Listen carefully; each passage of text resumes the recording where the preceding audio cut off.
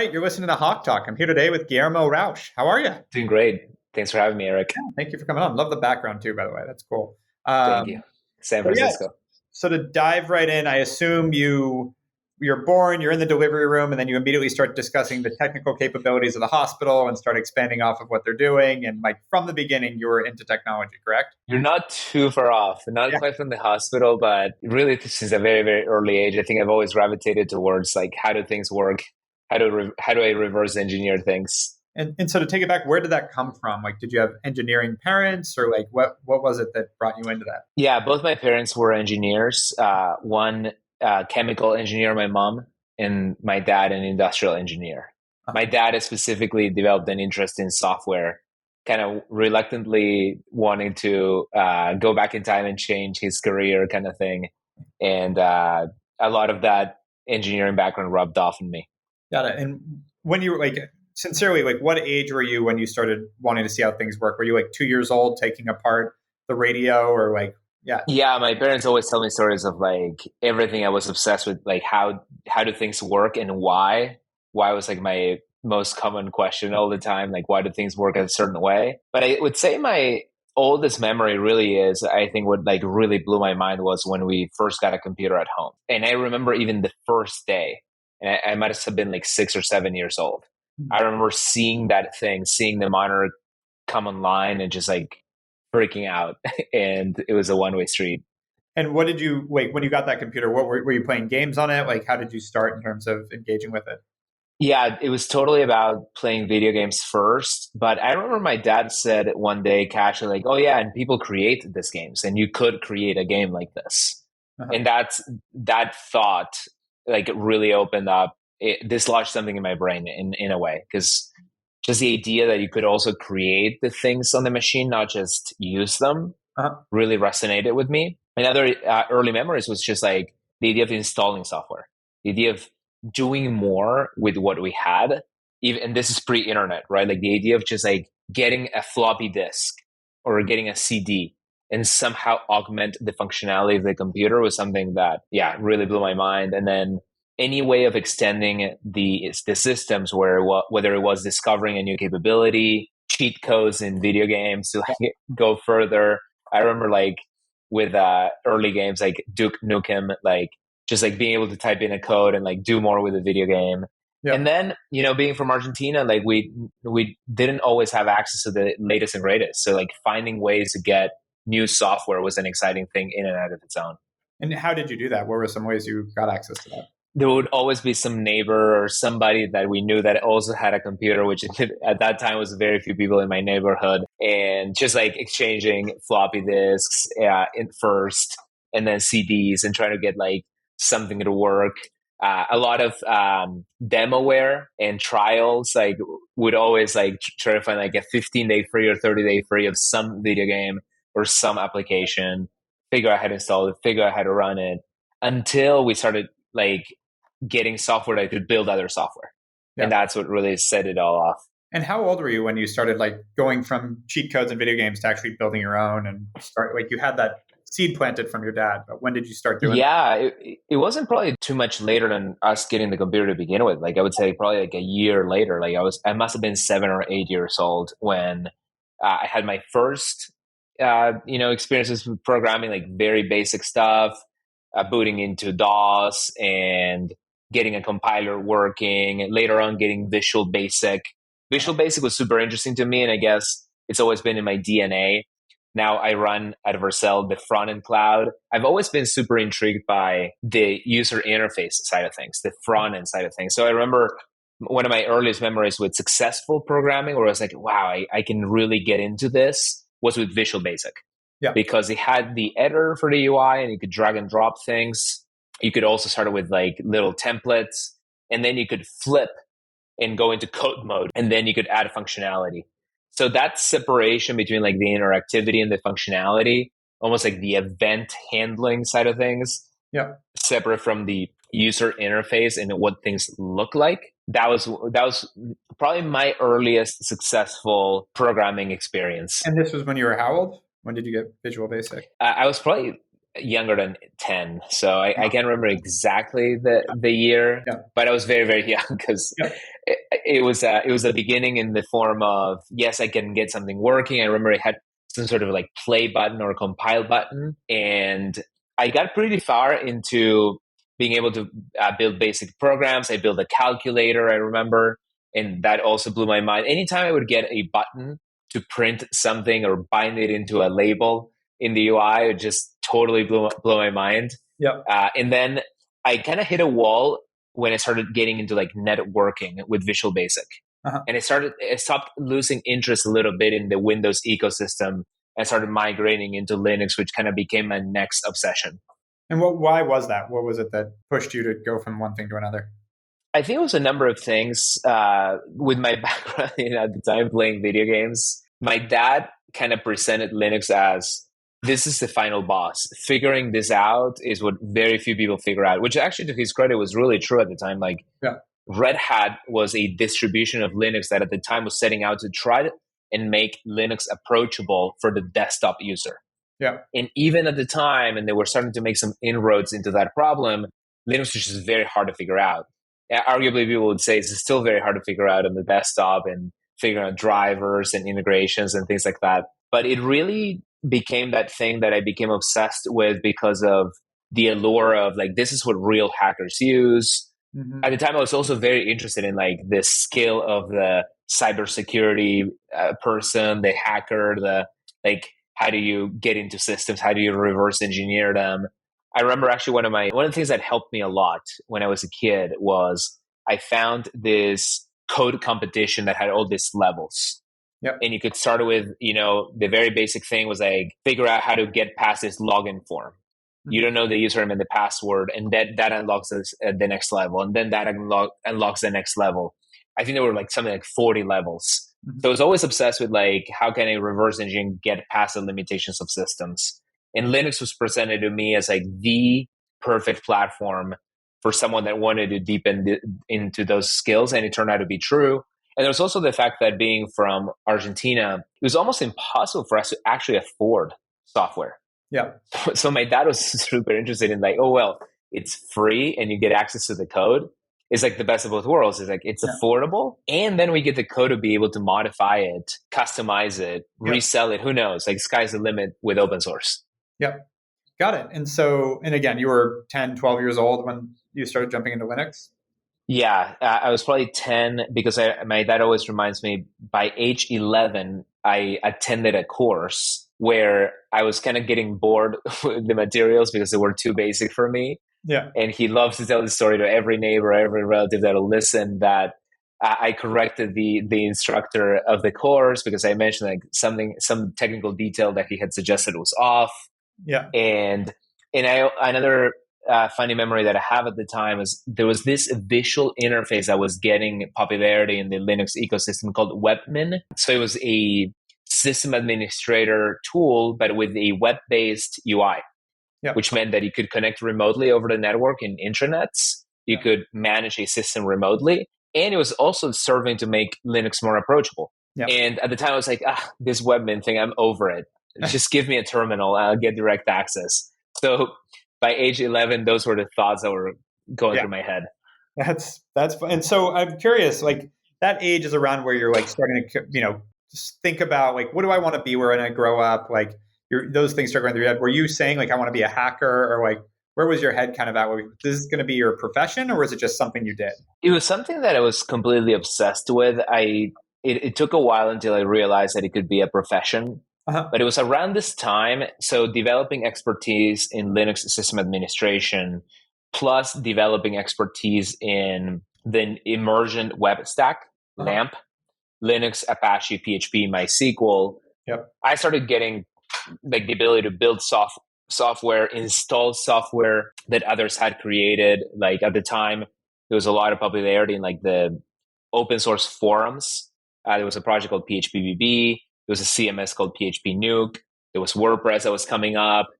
And I was becoming proficient in installing, modifying those, and the ability to actually run and orchestrate the software, setting up networks and things like that. And I was contributing a lot online. So kind of like what people do with Stack Overflow these days, where like you build up a resume out of questions that you've answered and you get points and things like that. I was doing that a lot. I was Yeah. obsessed with it. I was probably like about 10 years old when I became the number one on some leaderboard in Argentina of who's answering IT related questions. Yeah. And I would get most of my points from the Linux category and from the programming category.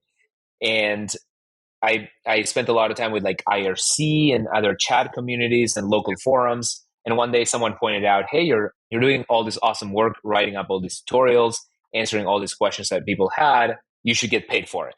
Yeah. And he pointed me in the direction of this website that was called Script Lands at the time. And it blew my mind. Like within a couple of days, I had made like, I think it was like $25, which, you know, in Argentina currency is like, especially at the time, was like, oh my God, I'm a millionaire. Yeah. And so it was a combination of things. Like I would derive a lot of joy from answering all those questions online. I was teaching myself in the process. Writing is thinking, teaching is learning. Like I was actually getting a lot out of it. But when I started making money, like that was the next step function for me and my family. So I started contributing financially to my household when I was like 12 and 13 years old in a pretty significant way. So it was very sporadic.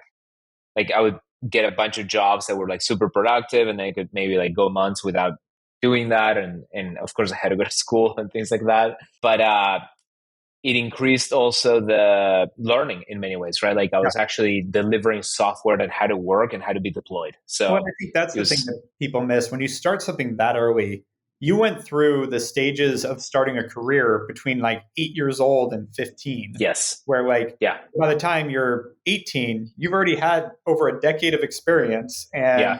it's, they talk about that in Outliers. They talk about that with a lot of the, biggest tech minds, like, Bill Gates having the computer lab in his junior high and Steve Jobs interning at, Yeah.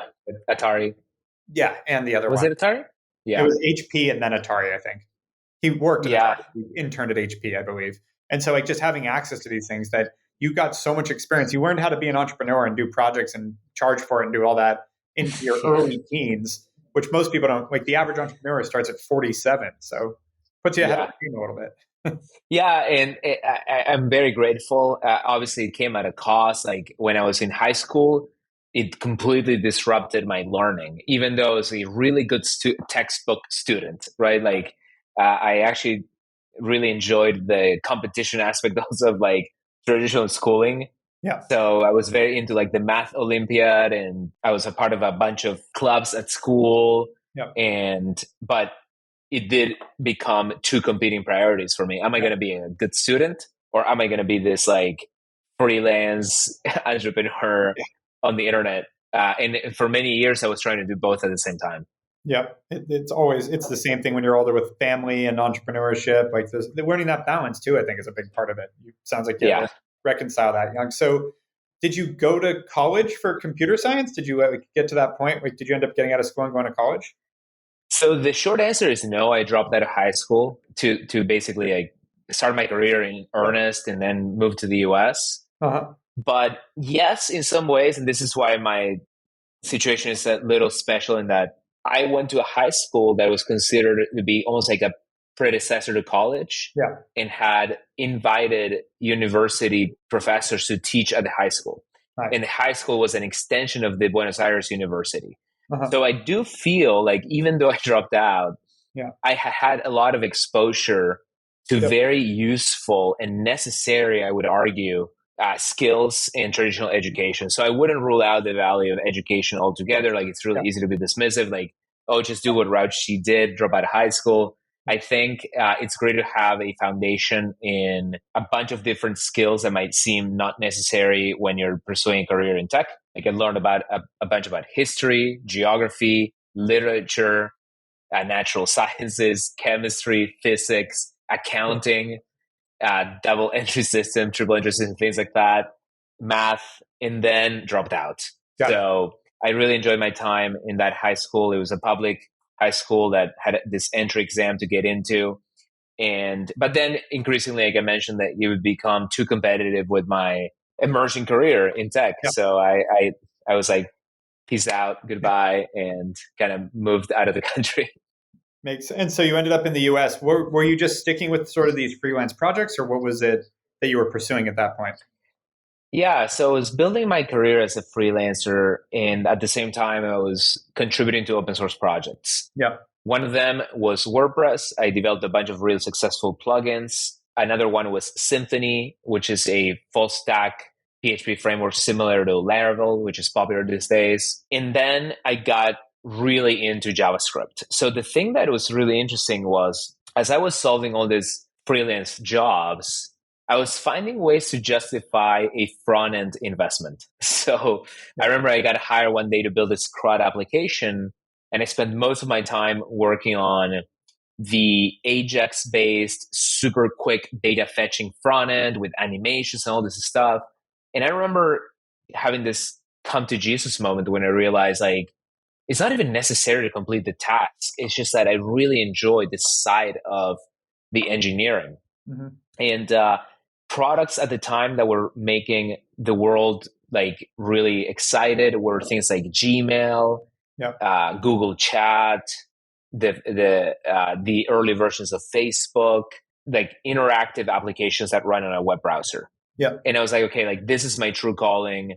I'm going to go all in on this. Started contributing to a bunch of popular JavaScript frameworks. One of them was called MooTools, and I became one of the experts in that world. Yeah. And that got the attention of a lot of companies that were building on top of that open source technology. So you could argue that open source kind of became a resume. Yeah. And instead of me seeking out jobs like I was doing on the freelance websites, jobs were coming to me, which is a very interesting inversion. Yeah. And one such prospective client was this company based out of Switzerland that was collaborating with this studio in San Diego, California. They reached out to me. I was like, this sounds awesome. It's my favorite technology. It's my favorite language. I can have a lot of impact. And I took that job. Then that company from Switzerland ended up opening up a little office here in San Francisco. And that was basically like where ever since I've been here, and kind of opened up another new horizon for me. Got it. And so talk to me about like you started, as you said, you started figuring out this new horizon with JavaScript and everything. Was your goal like, were you really happy doing projects for other people? Or was there a point where you're like, I need to create my own software, my own business around this that isn't me just, again, doing this freelance work? I was happy with, insofar I was my boss still, because I was like running my own, end-to-end thing.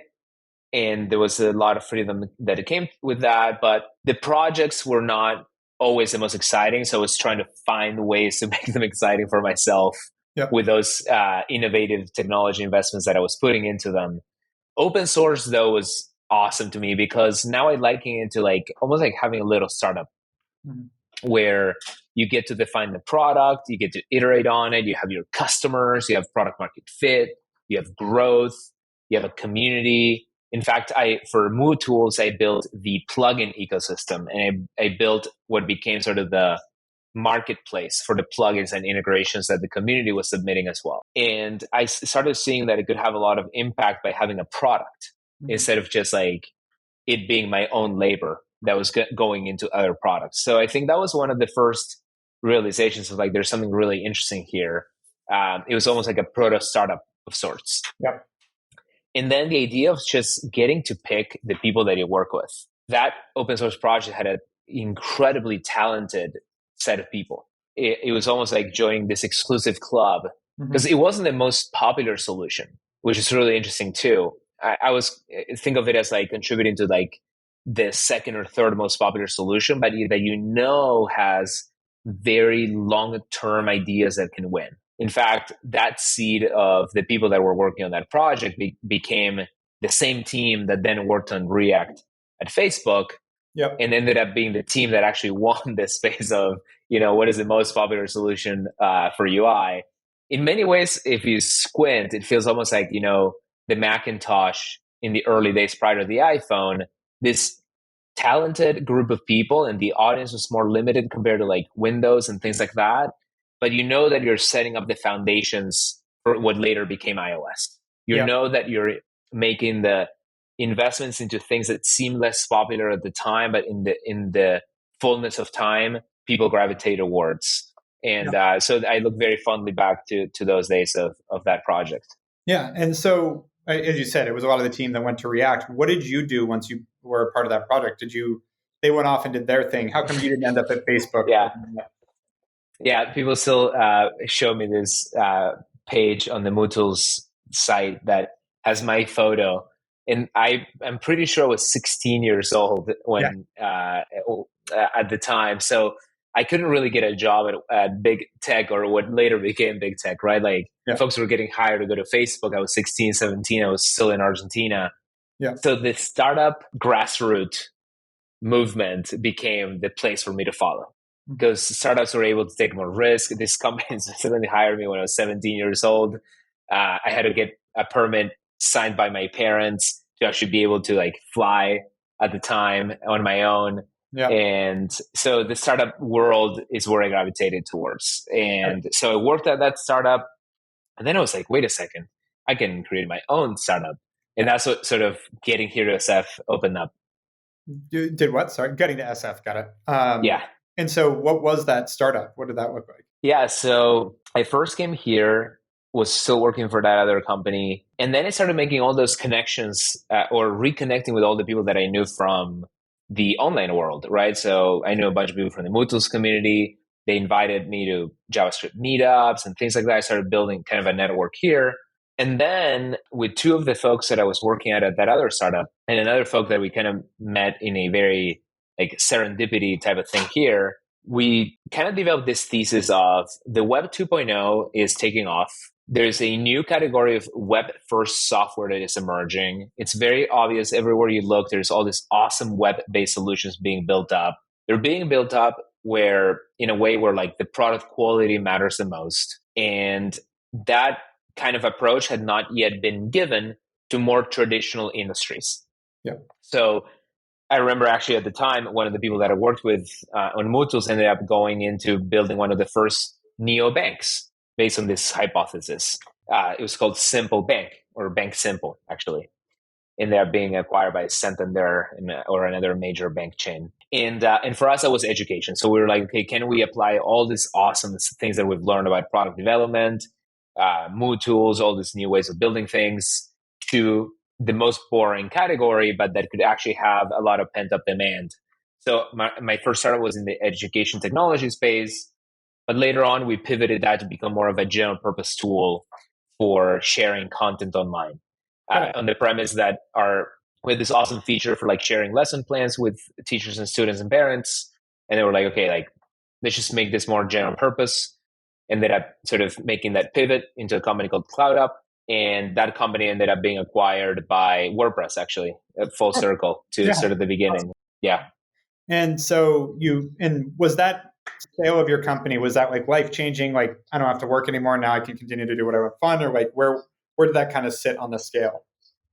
Yeah, it wasn't a huge exit, but it could have gone two ways. It could have been like the thing that sets me up for, chilling Yeah. for maybe the rest of my life, or at the very least quite a while. Or it could be the thing that propels me into the next set of risk taking Yeah. opportunities. So I obviously chose the latter. Yeah. I became an angel investor with my proceeds from the exit. Yeah. And I made some awesome angel investments and made some awesome connections through that. I learned a lot. What There is was a way investment you made, if you can share? So I think I would say Auth0 was one of my favorites at the time because I was working at WordPress still, and I was like, okay, there's this entrepreneur who's from my same city. He was from Buenos Aires, Argentina. He's trying to create a company for dev tools and dev infrastructure. It was almost like a way of like me working on something new without working on something new quite yet. I was still at a WordPress. So I really enjoyed the opportunity to really contribute to that story without obviously having all the exposure and risk that comes from being a founder. Yep. But in many ways, it did create a lot of the FOMO that I wanted to then be a founder again. So it was an awesome opportunity. And anytime that I can, I now, try to give back to the ecosystem in ways that I did with that company. And I've done it now like maybe like 100 times on different levels of scale and success. But it was a good thing that opened up with that exit. Nice. And so did some angel investing. How quickly did you jump back into doing your own thing? So about 2 years later, maybe less than 2 years, I can't remember. This is like I exited when I was like 2013. When I Mhm. was, it was 2013. I'm pretty sure that by the end of 2015, I was already out, and basically without even taking a vacation, I was so excited to build Vercel on the premise of basically everything that had experienced up until that time with how difficult it was for the average engineer to deploy a website using the latest and greatest technologies. Yeah. That to me seemed like I had discovered and I had an unfair advantage. Okay, like it's the technology's here, the ideas are here, the new engines are here, like React and Kubernetes. No one knows how to actually use them and scale them. This could be our opportunity. So I couldn't wait to start something new. Got it. And so when did you start working on Vercel? So November 2015 is when I incorporated the company. Yeah. Everything happened extremely fast. Because I had an exit, I always had investors reaching out and things like that. Yeah. One of my previous co-founders had also gone on to get into venture capital. So I had a lot of exposure to venture capital, of course, also from the Auth0 experience where the company was starting to take off. And I had been an advisor and investor there. So by the time I left to starting the new company, it was probably weeks. Even like Yeah. fundraising happened within weeks. Wow. And I had that sort of sense of urgency that really drove me, still drives me. And by March 2016, I had already given myself the deadline of I want to get a platform out Yeah. into the world that people can deploy to. Even though looking back, that timeline was actually completely insane. So less than 3 months to create a developer platform and then iterate in public Yeah. with everybody giving us feedback and putting things into production and iterating and iterating and iterating. And obviously, it took a while to perfect it. But looking back, I would do it again this very same way, where there's a sense of urgency into getting things out into the world, and then you iterate relentlessly. Yeah. And when you started, what was the mission? Like, what were you trying to accomplish with Vercel? Like, what was it? You've made some money, you've done some investing, you've had some time. Like, what was driving you there? Was it like, what did you want to bring to the world? Yeah. So if I had to summarize kind of the thing that I've invested in probably earlier than most people, Yeah. looking back, aside from JavaScript, which was I think I was pretty early to it. Even my dad would say like, "Oh, that's a terrible idea. It's a toy language." Like everybody would like frown upon it. It was like this narrative violation, David versus Goliath. The creator of JavaScript always says like everybody in the world would say it can never be fast. But then V8 and Spider Monkey and Trace Monkey happened, and now JavaScript became fast. It cannot be fixed. But then through the ECMAScript standard improvements, and because of TypeScript, the language has become phenomenal.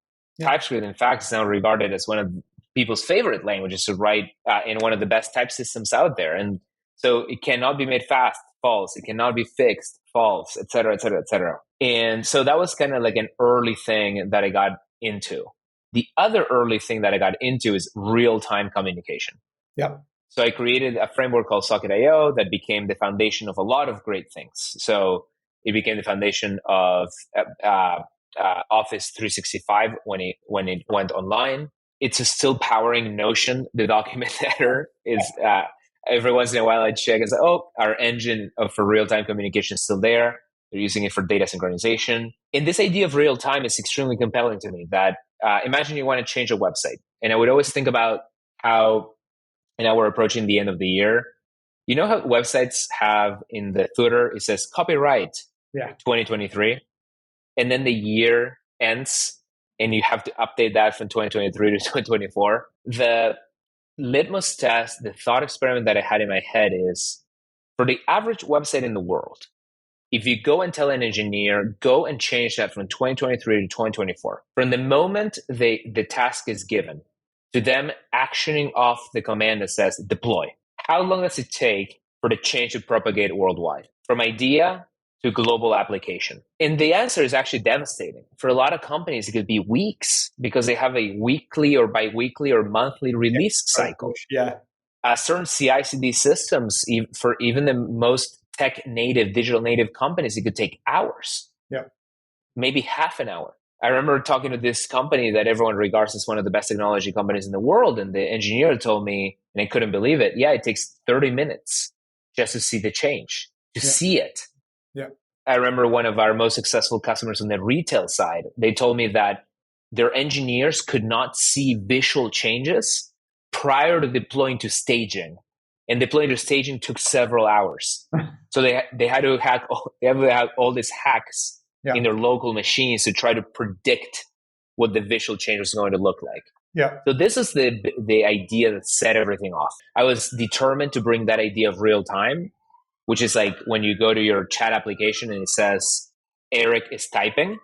Imagine that you could bring that type of speed and velocity, but to software engineering. Yeah. And it's still the thing that we're chasing. It's like the dragon that we're chasing using the South Park reference. Yeah. And we've made incredible progress in it. And of course, it's taken, there's this funny meme of like, we don't do things because they were easy. We do things because we thought they were easy. But that's always been the North Star since the very beginning. And so at this stage, you've been doing this for 8 years. How far along do you think you've come to solving that, to creating what you sought out to? How do you feel like where you are now? I think we're well into the solution. I mean, we talk to companies that, we're now serving companies that have been around for 100 years. And they tell us, look, I missed the first .com wave. I missed the second. And now I'm finally going to the cloud for the first time and feeling like I'm successful because of Vercel. I have companies that would tell me I was an early adopter of the internet. And because of Vercel, it's the first time during Black Friday, I don't go down. Yep. There's companies that tell me that they had, very recently, a company that had a very public thing with the press where this company was in the front page of every tech publication, and they had to iterate very quickly because of all the notoriety that they were getting. And they told me because of Vercel, we're able to do things in hours that were, again, up against these crazy timelines driven not by their own company, but by external factors and press and PR. And they were able to do in hours what it used to take them months. Yeah. So we're well off and very well into this process of making things 100 times faster, 1,000 times faster.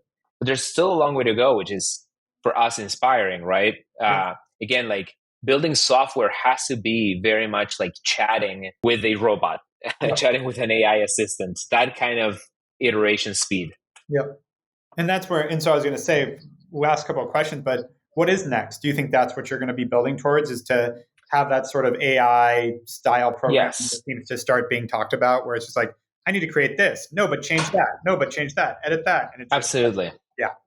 Absolutely. So one of the things that has become very clear in the past year, right? Like things are accelerating very quickly. Yes. Is folks want to work and live in cooperation with AIs. Whether it's because you got Alexa and you put it in your living room. Yep. My kids talk to Siri all the time and they have a lot of fun.